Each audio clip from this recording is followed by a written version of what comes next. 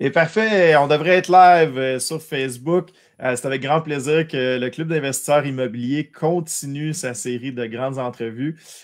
Et aujourd'hui, je suis très content de recevoir un des outils, en fait, est-ce que je peux dire président, cofondateur? Vas-y comme tu le préfères. C'est sûr que Steven il est là, puis on sait tous qu'il me supporte dans tout ça totalement. Donc, ouais, président et... Ouais, on va dire ça comme ça.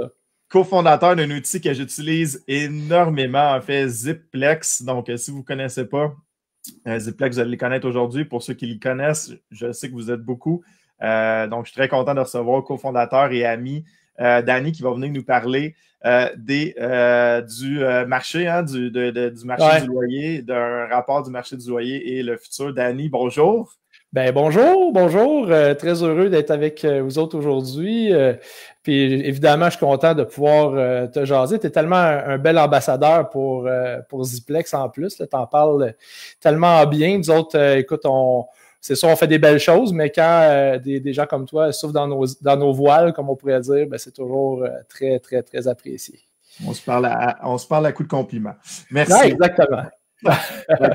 Danny, si on commence avec un rapport de marché, tu voulais sortir, je pense, un rapport de marché en mars. Évidemment, tout a été bouleversé. Ben oui, écoute, le timing n'y était pas mal pas là. En fait, nous autres, on essaye à chaque 6 mois de sortir des statistiques sur les 50 plus grandes villes au Québec. Puis à ce moment-là, on est capable de voir l'évolution de ces belles villes-là, évidemment. Notre rapport, il était prêt le 13 mars. Puis si on se souvient bien, c'est le fameux vendredi 13 où est-ce que tout a pété au Québec. Donc, c'est sûr qu'on a reculé un petit peu sur le positionnement de ce rapport-là. Mais pour les bénéfices, évidemment, d'aujourd'hui, je pense que c'est intéressant de pouvoir regarder un peu de où est-ce qu'on part pour pouvoir mieux, évidemment, présenter vers quoi on va aller. Dans le fond, ce qui en ressortait de ce rapport-là, c'est bien évidemment que Montréal restait la locomotive pratiquement du Québec. Là, on se cachera pas, Montréal est très, très, très en feu. Et en tout cas, 2019, ça le témoignait bien. Mais on peut quand même dire à ce stade-ci que la fameuse ville de Brossard avait fait quand même bien des choses. Puis à l'instar de 2018, où est-ce que Terrebonne était vraiment en feu également, ben elle arrive comme en 3e position, je pourrais dire. C'est toujours aussi intéressant de pouvoir dire un peu je ne veux pas dire les perdants, mais ceux qui ont moins progressé, parce que même si on recule dans le top 50, la majorité des villes au Québec ont connu une progression de leur loyer marchand. En termes de villes dans le top 25 qui auraient moins bien performé, on retrouve Trois-Rivières et Sainte-Thérèse qui suit de près. Mais bref, c'était quand même une super bonne année là, en 2019. C'est sûr qu'on s'alignait pour arriver en 2020 avec des volumes d'offres un petit peu différents. En fait, peut-être qu'on pourrait montrer la première statistique qu'on t'a fournie. Jean-Philippe, je ne sais pas si tu as ça proche. Bien sûr. Tiens, regarde. Good. Donc, ben, c'est ça. Dans le fond, on voit ici les volumes sur le marché. En rouge, évidemment, c'est la ligne COVID, si je pourrais dire. Donc, c'est 2020. On regarde à l'écran présentement vraiment depuis le 1er janvier. Donc, c'est le premier trimestre, en fait, pratiquement. Là.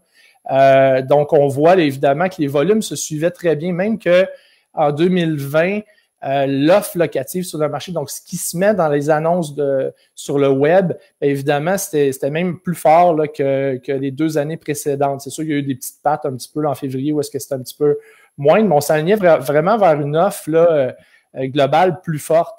Puis c'est sûr que là, on le voit là, à la mi-mars, les volumes ils ont vraiment commencé à diminuer. Pour arriver à sortir ces statistiques-là, il a fallu vraiment regarder le Québec en entier. Parce que c'est sûr que si on regardait juste une ville en particulier, ben c'est très microscopique. Là. On n'est pas comme à la bourse, évidemment, dans les loyers. Là. Ça prend vraiment beaucoup de statistiques pour pouvoir arriver à faire ça. Donc, on est vraiment... Ce qu'on présente présentement, c'est l'offre globale au Québec en entier de ce qui s'est mis là, en évitant, évidemment, les doublons et tout ça. Donc, on voit là qu'il y a vraiment eu une courbe à la baisse à partir de l'annonce, en fait, là, de ce qui est arrivé évidemment au Québec, la crise du fameux COVID. Puis, ce qui est intéressant, c'est qu'évidemment, on voit là, la petite patte qui remonte là, début avril. Donc, je pense qu'il y a beaucoup de monde qui avait un petit peu moins envie de mettre des appartements sur le marché, en fait. C'est bien normal, je pense, que d'avoir des gens qui viennent visiter puis de se commettre à aller faire visiter les logements. Je pense que tout le monde a mis un petit peu les breaks là-dessus. Puis, suivant le 1er avril, en fait, on voit que ça repart un petit peu à la hausse. Je pense qu'il y a beaucoup de gens, comme on va le voir dans la prochaine slide, qui, à un moment donné, on veut pouvoir mettre des loyers sur le marché. C'est quand même notre pain et notre beurre. On est plusieurs propriétaires au Québec qui ont en moyenne environ 5 appartements. Donc, c'est sûr que d'avoir un logement de libre, ça coupe des revenus. Donc, je pense qu'il y a eu un petit regain de confiance, puis les gens ont voulu, par la suite, évidemment, revenir sur le marché. Si tu peux peut-être présenter la prochaine, qui est vraiment, je pense que c'était une qui t'intéressait beaucoup, là, à savoir, est-ce que les loyers ont baissé? Qu'est-ce qui s'est passé? En fait, ce qu'on peut voir, là, c'est que on voit à la fin que les loyers ont quand même pratiquement grimpé, mais en fait, c'est pas vraiment ça, c'est que les loyers les plus chers sont surtout restés sur le marché. Donc, c'est vraiment des loyers des gens qui ont malheureusement pas le choix d'avoir de l'offre sur le marché, qui sont vraiment rentrés, qui sont restés, évidemment, puis qui vont avoir à traverser par le marché, puis se mettre vraiment en situation où est-ce qu'ils veulent louer, là. Donc, on le voit, là, puis ça fait vraiment contraste quand même avec les deux autres années, là. Si on regarde 2018 puis 2019, 2020 est quasiment plus fort en termes de loyer moyen. C'est sûr qu'on a traversé toute l'année 2019 pour arriver à cette progression-là, mais évidemment, il n'y a pas eu de grande incidence sur le loyer en tant que tel, en termes de prix, en termes de valeur, là. Donc, c'est ce qu'on observe. C'est sûr, on a fait également un petit contraste aussi avec le condo, là, pour ce qui est de, évidemment, la slide suivante, si tu veux la présenter. En fait, au niveau du condo, ça suit pas mal la même tangente, en fait, là, où est-ce qu'évidemment, les prix restent quand même élevés là, dans le marché. Donc, tu sais, c'est sûr que les grands impacts, je pense, que du COVID, en tout cas, sur le volume puis sur les loyers en tant que tels, vont surtout arriver là, dans les mois qui vont suivre, là. Je pense qu'il va y avoir des grands bouleversements, mais ça va quand même plus transparaître dans l'offre puis dans les loyers marchands un petit peu par la suite, là. Intéressant. Puis c'est intéressant que tu aies fait la comparaison aussi condo, mon Dieu, c'est vendredi, hein? Condo versus loyer moyen, parce que en fait, on avait un grand sujet de discussion là, avec les différents intervenants que j'ai eus en entrevue, où est-ce qu'on disait que le luxe allait, bon, là, c'est sûr qu'à 1550, on ne parle pas de luxe extrême, mais quand même que les logements de luxe allaient plus souffrir. Est-ce que vous avez vu ça dans vos stats un peu? Ou... actuellement, comme je disais, on n'a pas vu ça, mais je pense que on va avoir une récession, là. Je pense que tout le monde peut affirmer ça sans trop se tromper, là. Donc, c'est sûr qu'à moyen terme, on peut penser que les gens qui visaient ou qui restaient dans des appartements plus luxueux vont avoir à migrer vers le plus bas de gamme un peu, puis le moyen de gamme, mais ça reste que présentement, je crois que c'est encore très frais comme situation, puis il va falloir voir les tractations que ça va faire sur le marché, mais je pense que récession est synonyme de faire attention à ses sous. Il y a des gens qui vont perdre leur emploi. On voyait encore hier là, les taux de chômage là, qui ont grimpé dans le tapis, évidemment. Là, il y a beaucoup moins de monde qui travaille. Ça va vraiment impacter. C'est bien correct d'avoir les prestations d'urgence et tout ça, mais c'est sûr que ça va avoir une incidence là, sur la capacité de payer des loyers plus élevés. C'est juste que présentement, c'est très frais, puis on n'est pas capable de pouvoir sortir ça tout de suite des statistiques, mais ça va transparaître, c'est sûr, là, j'imagine, dans les prochaines semaines, prochains mois, là. Avant de passer aux questions, et en passant, si vous avez des questions, allez-y. Oui. N'hésitez pas à vous lancer. En fait, tiens, pourquoi pas? Tiens, celle de Jonathan Pigeon. Pigeon, est-ce que les retards de construction ne feront pas en sorte que les loyers vont monter dû à la rareté?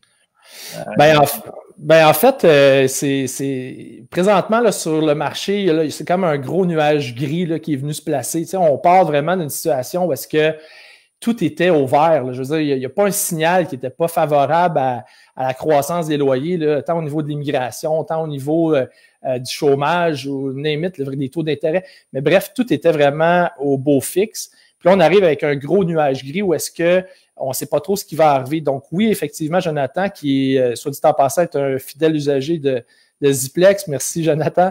Mais bref, Jonathan, il a bien raison. C'est sûr qu'il parlait ce matin, on a même placé on a fait un post à ce niveau-là, au niveau de l'annonce, là, où est-ce qu'il va y avoir, je pense, environ 10 000 unités qui ne seront pas livrées là, en avril, mai, juin. Donc, c'est sûr que ça va avoir une incidence, mais il y a beaucoup de monde qui devait également se trouver un nouvel appartement puis qui ne le feront pas aussi. On parle annuellement, là, au niveau des déménagements, on parle à peu près entre 10 et 15% des gens qui déménagent annuellement. Donc, c'est quand même un bon volume de personnes. Si on regarde, au Québec, on a quoi? On a un petit peu moins qu'1 500 000 appartements au ménage. Ça fait quand même de l'appartement, ça, qu'il va avoir à transiter. Mais je pense qu'il y a beaucoup de gens qui voulaient le faire, qui ne le feront pas. Il va y avoir, c'est sûr, des gens qui vont vouloir se loger ailleurs. Quand on parle d'un appartement qui sera pas prêt, bien évidemment, on va pouvoir se trouver un toit pour pouvoir habiter.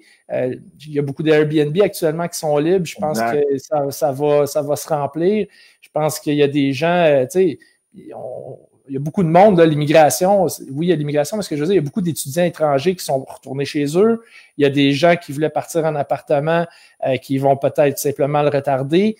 J'ai toujours une petite pensée aux ménages qui venaient de se laisser dans les premières semaines du mois de mars et qui sont obligés de rester ensemble. C'est pas drôle, mais reste qu'à un moment donné, par obligation, il y a beaucoup moins de monde qui vont bouger. Pour ma part, puis je suis certain qu'il y en a d'autres qui l'ont vécu, ben écoute, j'ai des locataires, moi, qui pensaient déménager, puis suivant un appel, ben finalement, on va rester une autre année. Donc, il y a beaucoup de tractations qui vont se faire comme ça. Je pense que les Airbnb qui sont libres actuellement pour la plupart, je pense qu'ils vont quand même pouvoir faire un petit baume là, sur la problématique des gens de se loger, mais c'est sûr que j'ai pas de boule de cristal, mais bref, il y a beaucoup de choses qui vont se passer dans les prochains mois. Puis oui, effectivement, s'il y a une rareté accrue de logements, ça pourrait faire une certaine hausse là, en termes de ce qu'on pourrait percevoir, mais bref, je pense pas qu'il y ait des propriétaires qui vont miser là-dessus pour pouvoir, évidemment, hausser un loyer.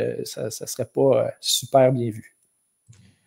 Est-ce que, je me permets de donner un petit truc, Danny, aussi, qu'on a donné dans les différents lives aussi, et puis je pense que ça va impacter le loyer, ça serait en fait de décaler notre fameux 1er juillet, de le décaler peut-être au 1er septembre, donc peut-être de faire un tour des gens qui voulaient quitter le 1er juillet, qui ont de la misère à visiter, qui ne peuvent pas trouver leur appartement, de juste décaler l'offre. En fait, tu sais, le mois de mars, avril, mai, c'est la très, très grande période de location au Québec, là. En fait, je me permets une petite parenthèse, là, c'est vraiment unique au Québec dans le monde. Là. Je pense qu'il n'y a aucun endroit dans le monde que tout le monde s'est pris la main pour dire, nous autres, on va déménager tous le 1er juillet. C'est vraiment une situation unique au Québec. Puis, comme on le sait, évidemment, il y a beaucoup de propriétaires qui, pour eux, quand ils ont habituellement un locataire qui veut quitter, ben c'est comme une problématique, puis on veut simplement passer à autre chose. On veut louer le plus rapidement possible, puis faire en sorte qu'on ne perde pas de revenus. Puis c'est un énorme flot d'appartements qui arrive sur le marché. En fait, on calcule, nous autres, à peu près entre 65-70% des loyers qui sont mis sur le marché avant le 1er juillet. Donc, vraiment, le premier semestre, c'est quand même 70%, 30% pour la deuxième portion de l'année. Je trouve que ton truc est vraiment efficace. Je pense que de pouvoir permettre aux gens de pouvoir retarder ça, ça fait vraiment du sens. Puis, by the way, l'autre mois qui est vraiment propice pour la location, c'est le mois de septembre. Donc, tu sais, on voit là qu'il y a beaucoup de couples qui sont mis ensemble au mois de juillet. Puis là, on voit un pic, là, on retrouve vraiment un volume à partir du mois de septembre par la suite. Puis là, évidemment, je pense que ça va s'étaler sur l'année complète de 2020. Donc, il y a je pense qu'il va y avoir beaucoup de gymnastique, beaucoup de choses à voir dans le loyer. C'est sûr, nous autres, on va être à l'affût de toutes ces choses-là, même les statistiques. Puis, écoute, on va souhaiter évidemment que tout le monde ne se retrouve pas sans toi. Mais effectivement, c'est une situation qui va être à surveiller. En plus du gouvernement qui a dit restez en place, vous êtes capable de ne pas déménager, donc restez en place. Ça va être intéressant. Pendant que allez-y, posez vos questions. Je vois que ton collègue Steven, cofondateur. Il shoot, hein? Ah, il shoot. Si tu veux, on mettra ses commentaires également en partage. Mais si on revient au rapport, Danny, j'avais juste une question. Est-ce que tu as vu une différence entre métropole et région? Est-ce qu'il y a quelque chose que tu as vu différent ou par rapport à Montréal-Québec peut-être également? Mais tu sais, quand on voulait, comme je disais tantôt, arriver à faire de la statistique telle qu'on le fait là, c'est qu'on a mis vraiment tout ce qu'on avait ensemble. Parce que si on y va vraiment seulement que Montréal ou seulement que Québec ou certaines régions, ça va quand même ressembler, mais pour pouvoir faire parler le data comme ça, on a vraiment mis tout ensemble. On va essayer dans les prochaines semaines de vraiment faire ça, des distinctions entre Montréal et Québec, mais pour le moment, c'est vraiment ce qu'on a. Tu sais, Montréal veut pas, c'est quand même le tiers des logements au Québec, là. Donc, comment je pourrais dire, c'est au niveau des statistiques comme on a mis là, comme je te dis, on a vraiment tout pris. Mais par la suite, ça va être le fun de voir, exemple, Montréal par rapport à ses couronnes nord, ses couronnes sud, comment ça s'est passé. À Québec, qui est un autre beau marché, qui un marché assez spécial à Québec. Là, je me permets une autre petite parenthèse. Là. Québec, ça déménage en proportion là, beaucoup plus qu'à Montréal. On va sortir de la statistique Québec qui est assez important. Moi, j'ai hâte de voir évidemment l'impact évidemment du COVID sur ce volume-là, à quel point ça va pouvoir se stabiliser. Puis on pense bien évidemment que ça va se faire, mais c'est le genre de trucs que l'on va pouvoir par la suite, vraiment plus qu'on va aller dans le temps, on va pouvoir aller gratter puis chercher de l'information comme ça. Puis évidemment, tous ceux qui nous suivent, je pense qu'il y a beaucoup de gens qui reçoivent nos infolettes également, ils vont pouvoir avoir là, un suivi accru avec nous là, sur la situation. Puis c'est quand même de l'information qui est le fun et qui est croustillante des fois à sortir. Là. Je vois beaucoup de questions qui apparaissent. C'est sûr que c'est des questions des fois un peu particulières au niveau des logements. Je sais que tu n'es pas juriste, évidemment, Danny. Non, mais il y a des questions. Écoute, je te la lance. Et est-ce qu'un locataire a le droit, dans ces circonstances, de vouloir rester dans l'appartement malgré qu'un autre locataire? Je pense plus que c'est du légal. Là. J'ai relu au papier. C'est peut-être plus du légal WAFA. Écoute, peut-être plus consulter le service de la Corpée qui est excellent à ce niveau-là. Effectivement. Sinon, Danny, moi, je t'en pose une autre par rapport au logement. Je sais que tu as travaillé fort à bâtir un rapport vraiment rapidement. Là. Oui. Est-ce que tu as vu une différence dans la taille des logements? Est-ce qu'il y a une différence petite, grande unité? Je te mets sur une action. Écoute, je peux juste... comment je pourrais dire? Ce que je pourrais dire, c'est qu'au Québec, majoritairement, c'est le 4,5 qui est toujours, en termes de proportion, là, c'est vraiment ça qui se retrouve le plus sur le marché. On parle d'environ 40% de 4,5 par rapport aux autres grandeurs. Donc, c'est sûr que le 4,5 étant plus fort, puis l'offre est là, il y a beaucoup de gens, je pense, qui vont aller vers ça. C'est comme, comment je peux dire, c'est ça qu'on a en importance en termes d'offres. Donc, c'est sûr que probablement que les gens qui avaient un 5,5 puis qui étaient dans le luxe ou peu importe, puis qui doivent se trouver un appartement, ils vont aller vers qu'est-ce qu'il y a disponible. Au Québec, c'est des 4,5 qui sont très, très, très prédominants, mais tu sais, c'est vraiment encore c'est encore une situation un peu unique au Québec. Là. On regardait, moi puis Steven, parce qu'on commence avec Ziplex aussi à avoir d'informations de plus en plus sur ce qui se passe en Ontario. Mais bref, en Ontario, c'est le 3,5 qui est le logement le plus prédominant sur le marché. Donc, au moins au Québec, on a une pièce de plus, si je pourrais dire. Donc, mais je pense qu'évidemment, on se comprend bien qu'en termes de quand on parle de récession ou de gens qui ont un petit peu moins de moyens, puis je pense que c'est sûr que ça va transparaître vers des gens qui vont migrer d'appartements plus gros, plus luxueux vers, évidemment, des logements un peu plus petits. Mais présentement, c'est encore beaucoup trop rapide pour nous pour pouvoir dire le 4,5 est en feu ou peu importe. Il se met beaucoup de 5,5 en location.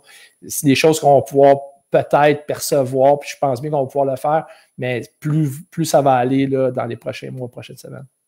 David avait une question ici. Combien de temps en général un appartement reste sur le marché avant d'être loué dans les grandes métropoles en ce moment? Est-ce que tu vois les annonces restent plus? Est-ce que ça... Écoute, au niveau puis ça, c'est vraiment une statistique qu'on travaille fort à pouvoir sortir. On les avait déjà dans Ziplex. En règle générale, là, une période du moment où est-ce que je mets une annonce sur le marché jusqu'à temps que je traverse tout le processus de location, c'est à peu près en tout cas, jusqu'ici, c'est à peu près 20-22 jours à peu près en moyenne. Donc, un propriétaire là, fait le tour de la question vraiment à peu près en 22 jours. On sait que le marché était, en tout cas à Montréal, il était vraiment effervescent comme ça se peut pas dans jusqu'aux 2 dernières années et même plus encore, mais bref, c'est sûr que les annonces roulent énormément sur les sites d'annonces. Là. Il y a des fois que l'annonce peut rester 1 heure. Il y a des gens qui mettent un prix, ils se trompent, ils enlèvent l'annonce, puis après ça, ils se réajustent ou ils ont déjà plein de locataires qui les ont contactés, puis ils s'amassent avec une grande liste. Mais bref, c'est sûr que je pense qu'il y a beaucoup de propriétaires actuellement qui veulent même pas être sur le marché, qui se disent, je vais attendre un petit peu, puis je verrai bien quand les choses vont se placer. Donc les statistiques qu'on a vues ce matin étaient intéressantes, mais je n'étais pas encore assez certain d'elles. On veut vraiment les analyser un petit peu plus. On s'attend à ce qu'il y ait des appartements qui restent plus longtemps, évidemment, sur le marché. Mais en même temps, il y a tellement de monde qui veulent avoir des appartements actuellement, qui ont des situations qui ont changé, je pense qu'il y a une pression des deux côtés. Donc, tu sais, on a comme des propriétaires qui se mettent un peu les breaks puis qui se disent moi, je suis pas... tu sais, ils sont pas tous technologiques comme on pourrait l'être. Tu sais, c'est pas tout le monde qui ont qui mise sur la technologie pour louer un logement en mode virtuel puis tout ça. Mais c'est sûr que, puis en plus, c'est souvent beaucoup des propriétaires plus âgés, fait que eux, ils ont peut-être une pression un petit peu moins grande à vouloir mettre sur le marché des appartements. Fait qu'ils se backent un petit peu, puis on va voir comment ça va se stabiliser, tout ça. Mais pour le moment, c'est encore très tôt pour pouvoir arriver à dire que le délai est beaucoup moins long, beaucoup plus grand. Il y a vraiment des pressions dans les deux sens, donc c'est difficile de pouvoir dire. Hop, ça vient de... Là, est-ce que tu m'entends? Oh, OK. Allez, est-ce que tu m'entends? Oui, jeté. Est-ce que tu m'as coupé? Oui. Est-ce que ça l'a coupé? Oui. Ah non, c'est bon. Même, hein, moi, je n'ai pas droit au Zoom et aux outils qui non, sont toujours exploratoire avec toi. Tu testes les nouveaux outils. Danny, Ziplex, c'est évidemment un merveilleux outil pour les optimisateurs. Merveilleux outil. Donc, est-ce que tu crois là, dans ta boule de cristal, parce que tu es un investisseur immobilier également, qu'est-ce que tu penses des futures optimisations dans le futur ou les optimisations en ce moment et futures même?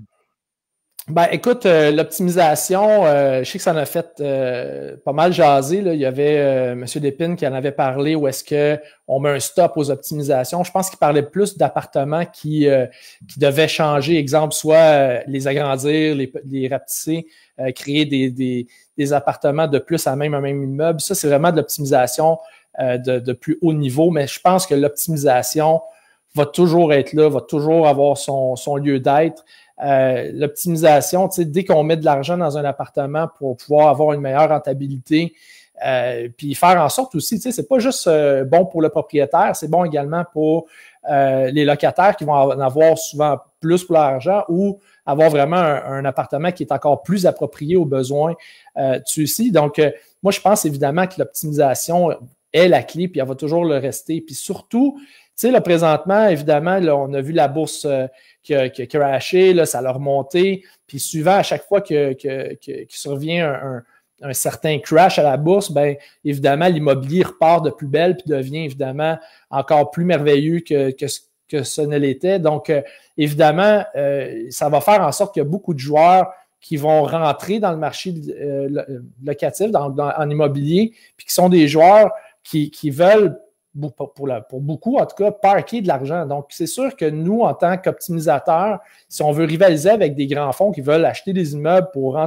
rentrer vraiment dans le marché, ben, on va devoir miser sur l'optimisation. Puis, c'est la manière qui fait en sorte que on peut rentabiliser des immeubles, faire en sorte que les gens aient des meilleurs logements, évidemment, pour leurs besoins, puis ça va toujours avoir lieu. Donc, c'est vraiment mon call là-dessus. Je pense que l'optimisation est là pour rester. C'est sûr que de vouloir viser des appartements beaucoup plus luxueux, je me garderais vraiment une gêne. Je pense que les gens ils veulent en avoir surtout plus pour leur argent. Je pense qu'on va être plus dans cette vibe-là que ça va se passer. Mais encore là, l'avenir saura nous le dire. Il y avait Marie-Josée qui avait une question intéressante. Je suis curieuse, est-ce que plus de gens utilisent Ziplex en ce temps de crise ou moins de gens s'en servent? Non, moi, je pense que les gens sont à la maison, ils regardent le marché locatif, puis évidemment, ils aiguisent leur crayon, ils aiguisent leurs skills, si je pourrais dire. On a vraiment beaucoup de monde, on était surpris, on ne savait pas trop vers quoi ça allait s'en aller avec Ziplex dans les prochaines semaines.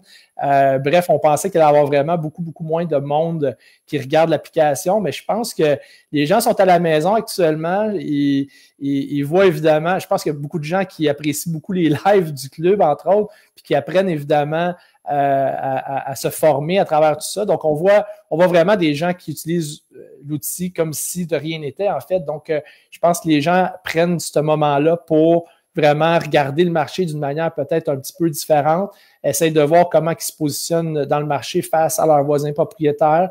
Puis, évidemment, nous, je pense qu'actuellement, on est vraiment... je pensais honnêtement que ça allait baisser. C'est vraiment pas le cas. Au contraire, on voit une progression en termes d'usagers sur la plateforme. Excellent. Il y avait Mike, parce qu'on parlait d'optimisation ici, il y avait Mike qui avait le commentaire cette année exceptionnellement, pas de roulement, taux de renouvellement de 100%, personne ne voulait quitter ou chercher. Ouais.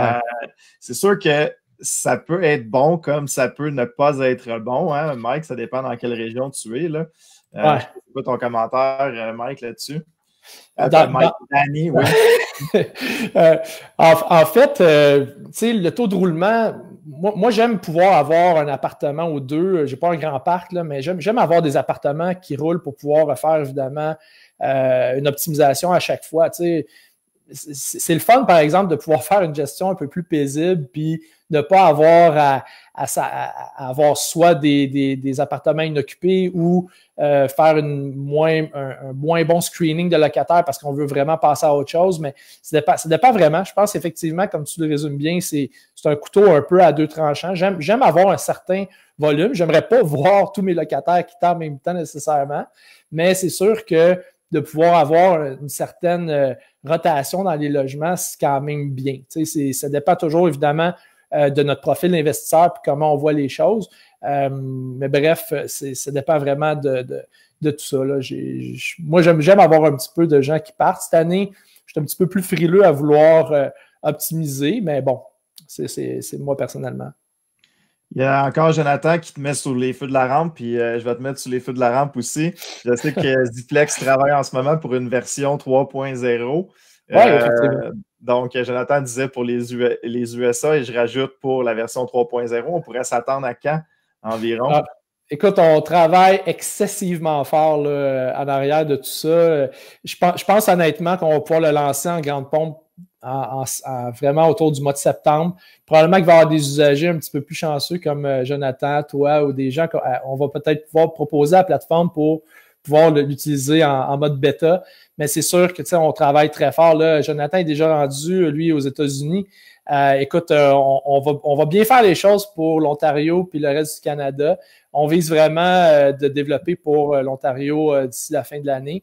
Mais bref, c'est sûr qu'on va s'en aller le plus worldwide possible, puis faire en sorte que Jonathan puisse faire autant de coups de circuit qu'il en fait actuellement avec Ziplex. Mais c'est sûr, tu sais, partout dans le monde, il y a des logements, il y a une situation problématique partout dans le monde actuellement. Oui, à Montréal, on est chanceux, puis évidemment, pas à Montréal, mais vraiment au Québec, on est chanceux que les loyers soient aussi bas. Puis on regardait dernièrement, moi et Steven, parce qu'on est en train de concocter un petit quiz qu'on va suggérer aux gens. Là. Mais bref, tu sais, on parle de 999 $ en moyenne, un logement de deux chambres à Montréal. Tu sais. Partout ailleurs dans le monde, c'est une fortune. Dans le top 25 dans le monde, on a Vancouver à peu près à 1500 $, puis Toronto qui suit de très près, puis 1500 $, c'est US. Au Québec, c'est 1000 $ à Montréal en canadien. Fait que c'est sûr que l'étranger qui arrive ici, je pense qu'il fait une belle aubaine. Nos voisins, nos cousins français, je pense que c'est comme à Paris, je pense que c'est 2500 $ un deux chambres. Donc, c'est sûr qu'évidemment, notre loyer reste bas, mais il reste évidemment qu'on a de la statistique qu'on pourrait sortir partout dans le monde. Des observatoires de loyer, je pense que des investisseurs, il y en a partout, puis qu'ils seraient très heureux de pouvoir miser là-dessus. Il y a des endroits qui en ont déjà, il y en a que c'est moins présent. Mais bref, évidemment, de la manière qu'on le fait, je pense qu'on a une façon de faire les choses un peu différente, puis on pourrait évidemment arriver à déployer des Ziplex worldwide. Intéressant. Il y en a aussi, si je peux me permettre, Danny aussi, qui posait la question. En fait, j'ai souvent cette question-là dans les coachings parce que c'est évidemment Ziplex, c'est un outil qu'on présente, là, que j'adore. Et on parlait dans les coachings, si on sort un peu de la crise, la véracité des données. Tout le monde me pose la question à quel point les données sont véritables. Là, il y a certaines personnes qui disent « Ah, j'ai réussi à louer plus cher que Ziplex. » Donc, évidemment, c'est ça. Donc, est-ce que tu pourrais commenter là-dessus? Je pense que ça va être bénéfique pour tout le monde. Ben oui, absolument. Tu sais, nous autres, c'est sûr, on a un fournisseur étranger qui nous envoie une tonne de données. On croise ces informations-là avec des loyers, évidemment, qu'on a sur le marché actuellement. On est vraiment dans le big data où est-ce qu'on a vraiment beaucoup de données. En fait, à l'heure actuelle, Steven pourrait dire le chiffre exact, là, mais je pense que c'est sûr qu'on dépasse les 550 000 annonces de logements à louer sur 3 ans. Tout ça, on a filtré ça. On est capable de pouvoir agréger des résultats, sortir de la statistique. Donc, à quel point c'est fiable? C'est sûr que ça prend du data pour pouvoir arriver à faire de la statistique qui fait du sens. Puis souvent, ce qui arrive, c'est que, puis on devrait corriger ça prochainement, là, je vais te faire un petit scoop tantôt, mais bref, actuellement, beaucoup de gens vont vers le plan exemple Ziplex ou même celui qu'on offre dans le 72 heures gratuit vers la formule où est-ce qu'on donne seulement que le dernier 1 an de data. Donc, c'est sûr que quand on arrive dans un secteur, surtout que l'année passée, honnêtement, c'était tellement effervescent le loyer, il y a beaucoup de gens qui mettaient le loyer, le retirent. C'est très difficile, évidemment, de pouvoir avoir toutes les informations de tous les loyers qui arrivent sur le marché. Mais bref, ce que je veux dire, c'est que ça prend, pour faire de la statistique qui est le fun, puis ça prend du data.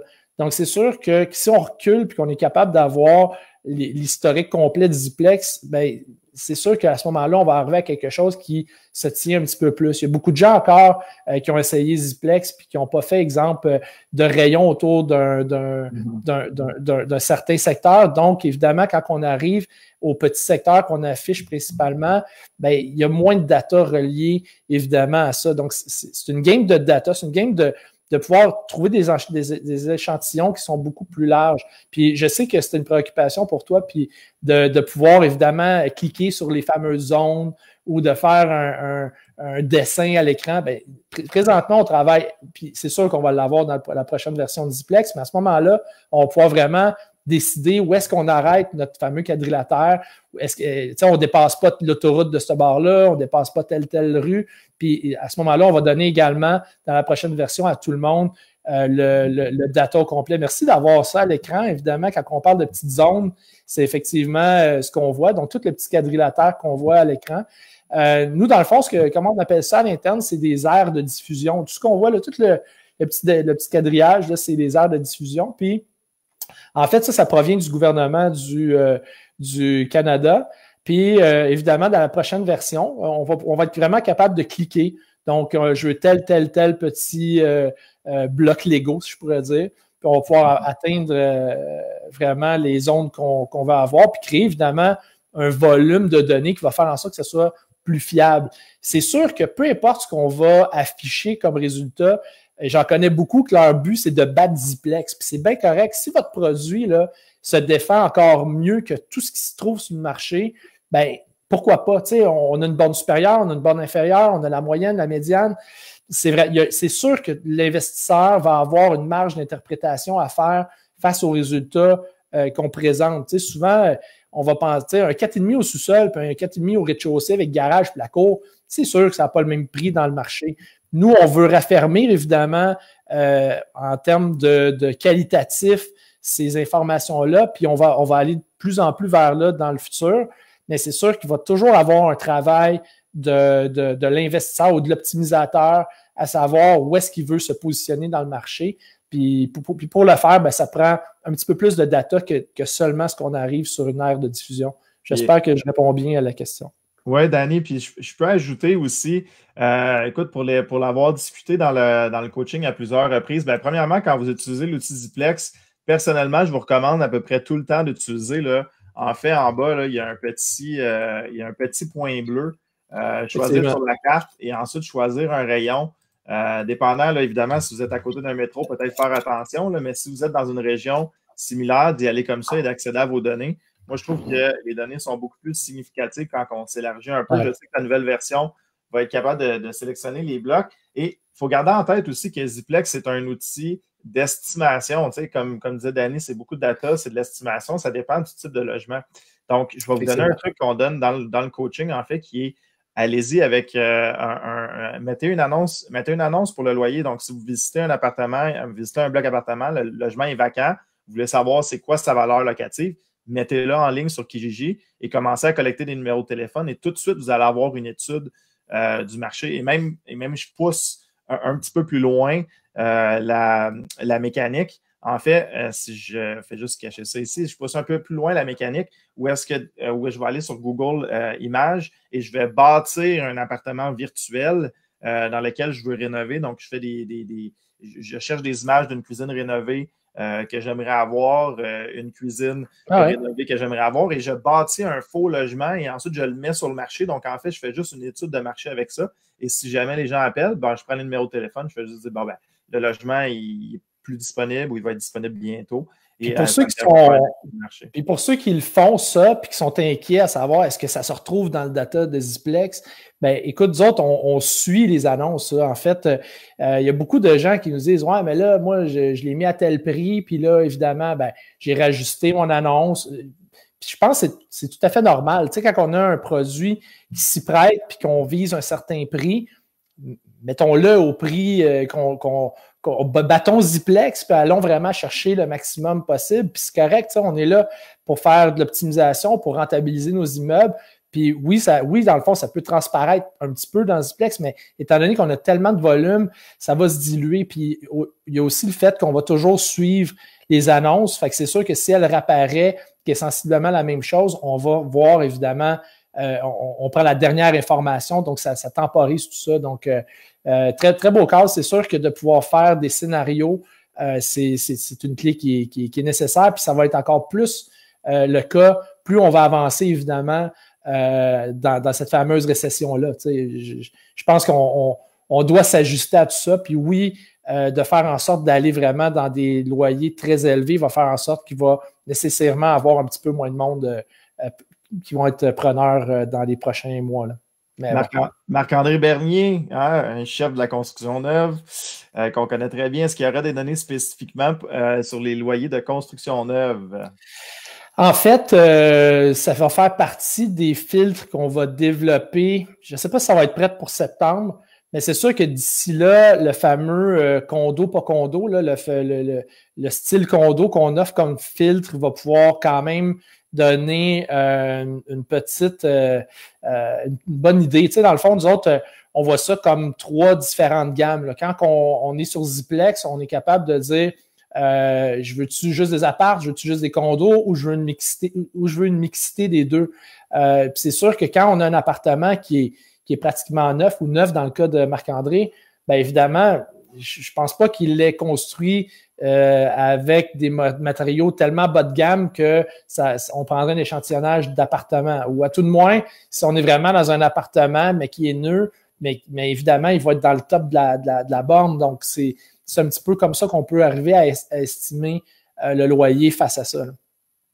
OK, intéressant. Et il y avait quelqu'un qui dit, je vais retrouver les maisons. Il y avait Madalina, est-ce que Ziplex compile aussi les loyers de maisons? Non, présentement, on n'a pas les maisons, mais ça serait, on n'est pas loin de pouvoir arriver à quelque chose de le fun avec ça. C'est sûr que si on va dans... C'est parce que les maisons, en fait, il y a tellement... Tu sais, il y a beaucoup de choses spécifiques reliées aux appartements, mais ça reste quand même plus standard qu'une maison. Une maison, on va tellement avoir de choses qui vont impacter le loyer. On s'entend, je parlais tantôt là, du 4,5 au rez-de-chaussée avec la cour. Ben, imaginez la maison avec, y a-tu le sous-sol de disponible au complet? Y a-tu combien il y a d'entrées? Combien on peut mettre d'auto? Tu sais, il y a beaucoup, beaucoup, beaucoup plus de détails dans les maisons. Puis c'est ce qui nous fait un petit peu travailler plus fort dans ce modèle-là. Mais on ferme vraiment pas la porte à ça. Je peux également dire qu'on regarde à moyen, puis ça va être vraiment beaucoup plus tard que septembre, là, mais on regarde à moyen, beaucoup plus long terme aussi de regarder pour le commercial. On a beaucoup, beaucoup de questions de gens qui voudraient avoir un Ziplex commercial, puis évidemment, c'est une question d'avoir les informations. Si on a le data, on va être capable d'arriver à agréger tout ça, puis faire un Ziplex commercial éventuellement, tout comme un Ziplex maison, mais actuellement, les gens qui voudraient utiliser Ziplex pour une maison, c'est sûr, je regarderais le data, exemple, dans les 6,5 puis les bondes supérieures, puis tout ça. Puis on pourrait arriver à avoir quelque chose, mais c'est pas fait Ziplex pour les maisons en tant que telles. Et ton partenaire Steven est vite à répondre, mais pour ceux qui n'ont pas lu le commentaire, avez-vous des données sur les loyers meublés? En fait, on va pousser la question parce que Steven a déjà répondu, mais quelle sorte de filtre on peut appliquer sur les différents loyers avec Ziplex? Ben, actuellement, comme je disais tantôt, on a le condo, on a évidemment le meublé, comme Steven vient de dire, puis on a animaux. C'est sûr qu'il y a une grosse incidence au niveau, puis ça, on se le fait poser souvent, c'est le fameux chauffage, éclairage. Là. C'est sûr que c'est quelque chose ça, c'est vraiment un peu la raison d'être de notre prochain développement. On va aller vraiment dans le filtre, dans le qualitatif. Puis oui, le chauffage, l'éclairage, les animaux, tout ça fait en sorte que ça a une grande incidence sur le loyer, le niveau de qualité, on avait d'autres choses qu'on se parlait hier, mais bref, on a vraiment avantage à aller sur Ziplex puis de pouvoir filtrer le mieux possible. Puis ça, on est conscient de ça, puis on va y arriver, mais c'est sûr que on va, pour le moment, on a seulement que ces trois-là, puis le chauffage, l'éclairage va faire partie de nos prochains développement, puis on va mettre ça en place. La grosse problématique, pourquoi c'est pas déjà fait, c'est tellement gros comme information qu'il y a actuellement que de pouvoir placer toutes ces annonces-là sur un même pied d'égalité pour faire en sorte que les statistiques ne comportent pas, exemple, du chauffé éclairé ou ne comportent pas telle chose, c'est un travail immense. Oui, on mise sur l'intelligence artificielle puis tout ça, mais reste qu'il faut que l'intelligence artificielle se mémorise puis qu'elle apprenne de tout ça. Donc, c'est là-dessus qu'on travaille actuellement. Là. Parfait. Est-ce qu'il y en a d'autres qui avaient d'autres questions? On va y aller avec une dernière question que j'avais vu passer sur les coûts d'optimisation. C'est plus au niveau de l'investisseur immobilier et non pas de Ziplex, mais est-ce que tu penses que les coûts d'optimisation vont augmenter? Corps de métier, matériaux, qu'est-ce que tu en dis là-dessus? Ben, écoute, c'est sûr que ça va augmenter. Je pense que quelqu'un qui cherche un plombier ces jours-ci, je ne sais pas comment il va faire. Mais bref, tout le monde est très, très, très sollicité. Quand il y a de la demande, ben évidemment, tu souhaites avoir des bonnes relations avec ton monde, hein, on ne se le cachera pas. Si on a besoin de corps de métier, moi je suis content, j'ai un super bon réseau, puis ils me répondent, mais bref, je pense que vu qu'il va y avoir une pression, oui, il va y avoir aussi des défaillances dans les chaînes d'approvisionnement un peu partout. Donc, je pense que les matériaux, les gens, les ressources, en fait, tout ce qui implique d'optimiser, ben, je pense que tout ça va coûter plus cher. Donc, évidemment, ça va revenir ça va être plus onéreux, évidemment, d'optimiser. Là, ça va de soi. Question de David ici. Quelle est la situation du meublé en ce moment? La demande augmente-t-elle ou augmentera-t-elle selon ta boule de cristal? En fait, sais, tantôt, on parlait du fameux Airbnb là, qui ne sont pas loués actuellement. C'est tous des beaux appartements qui sont meublés, puis évidemment, vont pouvoir répondre à une offre à court terme, je pense, de gens qui vont avoir de la misère à se trouver des logements. Mais c'est sûr qu'il y a une très grande tendance depuis quelques années. Là, il y a beaucoup de gens qui veulent avoir une flexibilité où est-ce qu'ils habitent. Donc, il y a beaucoup de gens là, qui veulent déposer leur valise. Je m'en viens à Montréal, je veux aller travailler, je veux un lifestyle, je veux pas être impliqué plus qu'il faut. Je pense que c'est une belle optimisation d'inclure les meubles. Je trouve que c'est une belle optimisation d'offrir des services, pour autant, évidemment, que la clientèle soit là et qu'elle embarque dans l'optimisation en ce sens-là. Mais c'est sûr que les niveaux d'implication en face au loyer, face au logement qu'on va aller dedans, c'est un impact majeur. Là. Tu sais, je pense qu'on voit énormément là, le condo locatif, à quel point ça attire une clientèle de 55 ans et plus. Là. C'est un petit peu ça. Hein. Ils veulent vivre, ils veulent faire en sorte d'avoir un certain lifestyle. Puis c'est sûr que si en plus il est tout meublé puis qu'il est parfait puis que j'ai pas besoin, moi, d'acheter ci, ça, puis qu'il est tout beau l'appartement, puis j'ai juste à payer un petit peu plus cher, mais je peux me le permettre parce qu'évidemment, je suis rendu là dans ma vie, bien évidemment, ça transparaît. Question ici de Guy. Avez-vous des données de prix de location au prix carré? Ça, bien évidemment, nous autres, on n'est pas là actuellement au niveau du nombre de pieds carrés. C'est sûr que il faudrait qu'on croise beaucoup plus d'informations. Ce qu'on aimerait pouvoir faire, évidemment, puis c'est pas gagner d'avance, c'est de pouvoir avoir l'information, exemple, dans les comptes municipaux. T'sais. Là, présentement, ils disent que on sait tout, là, les comptes municipaux, c'est quand même accessible au public, mais ce n'est pas de manière quand tu veux faire du volume. Fait que là, c'est sûr qu'on a une certaine problématique avec ça. Mais bref, c'est parce que dans les comptes municipaux, on est capable de savoir, évidemment, l'empreinte au sol de l'immeuble, le nombre d'étages, le nombre de logements, puis à partir de là, on serait capable d'avoir une indépendance pour pouvoir calculer, évidemment, les appartements de tel immeuble, qu'est-ce que ça ressemble comme grandeur. Donc ça, c'est qu'est-ce qu'on aimerait pouvoir faire. On devrait arriver à quelque chose d'intéressant avec ça. Je ne veux pas voler le punch tout de suite, mais bref, on devrait pouvoir aller dans les grandeurs aussi, éventuellement. C'est sûr que ça reste du grand développement, ça reste des ententes à aller tisser à gauche et à droite, mais c'est sûr qu'évidemment, la grandeur, on ne se cachera pas, c'est une incidence majeure sur le loyer. Mettons qu'on est juste entre moi et toi, c'est quoi ton punch que tu ne voulais pas dévoiler? Là?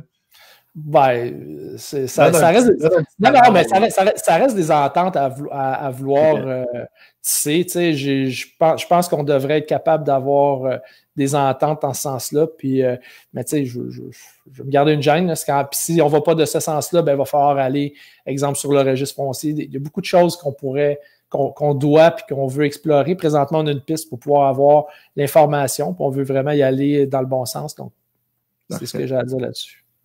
Danny, un mot de la fin avant qu'on quitte notre live? Ben, merci évidemment tout le monde pour ce temps d'écoute-là. On apprécie évidemment, moi et Steven, là, on adore avoir les questions des gens. Je pense qu'il y a beaucoup de monde qui sont des fidèles de Ziplex. On n'a pas fini de les satisfaire. On est actuellement en pleine étude de marché. Je pense que tu l'as vu, JP, toi aussi. Dans le fond, nous autres, on veut avoir un maximum de feedback sur ceux qui ont utilisé l'outil. On ne se cachera pas présentement. On resserre je pense que toutes les entreprises resserrent ces données. Tu sais, je veux dire, on resserre vraiment nos ressources et tout ça. Donc, on veut vraiment optimiser le développement futur. Mais bref, je ne sais pas si Steven pourrait même le mettre dans le fil de conversation, mais on a un sondage actuellement qui roule, puis on veut évidemment avoir le plus d'informations possible pour pouvoir évidemment faire en sorte qu'on soit le plus possible on point sur nos prochains développements. Mais sinon, écoute, on continue, on tripe vraiment loyer, on a beaucoup de projets, de sous-projets. Je pense qu'on veut continuer aussi à informer les gens qui trippent autant que nous sur le loyer pour faire en sorte que les optimisateurs soient le mieux outillés possible pour la suite des choses. Là. On a plein de gens qui nous remercient pour l'entrevue, Danny. On a surfé à peu près à 200 personnes tout au long de l'entrevue. C'est vraiment super. Et je peux me permettre un commentaire. Comme j'ai dit, c'est un des outils que j'utilise le plus, Ziplex. Je l'adore. Et on avait eu une rencontre ensemble et tu m'avais fait part, en fait, qu'il y avait certaines personnes qui se partageaient les accès Ziplex. Et là, quand on parle du Québec, là, quand on parle d'encourager des entreprises québécoises, là, Ziplex, un abonnement annuel, c'est quoi, Danny? Actuellement, c'est 125, mais si on veut toutes les données puis on voit que c'est important, c'est 209 par année. 125 ou 209 $ par année, c'est-à-dire 10 $ par mois, moins cher que Netflix. On parle d'une entreprise québécoise qui veulent développer encore plus les fonctionnalités. Donc, s'il vous plaît, partagez pas les accès. Si vous n'êtes pas en train de partager les accès pour Netflix ou Amazon, c'est une entreprise québécoise. Puis moi, je l'adore. Puis j'aimerais ça qu'il y ait encore plus de fonctionnalités. Donc, je le dis à tout le monde.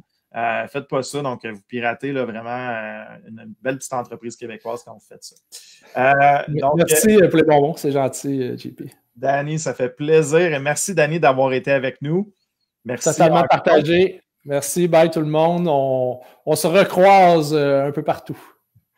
Et au niveau du club, juste pour terminer en 30 secondes, on reste actif, on continue. Un coaching qui commence virtuellement le 17 mars. Les opportunités sont toujours là, sont toujours actives sur le marché. Donc, on reste là, on a des formations en ligne. On continue notre série de lives. Surveillez bien notre page Facebook. Vous allez voir les lives se populer tranquillement. Donc, on a décidé de garder une belle présence en ligne pour vous aider pendant que vous êtes à la maison et continuer à vous informer sur tous les différents sujets de l'immobilier. Donc, sur ce, je vous dis bonne fin de semaine à tous. Joyeuse Pâques virtuelle, que ce soit via Zoom ou via téléphone. Joyeuse Pâques virtuelle à tous. Donc, je vous laisse filer. Merci et bonne journée.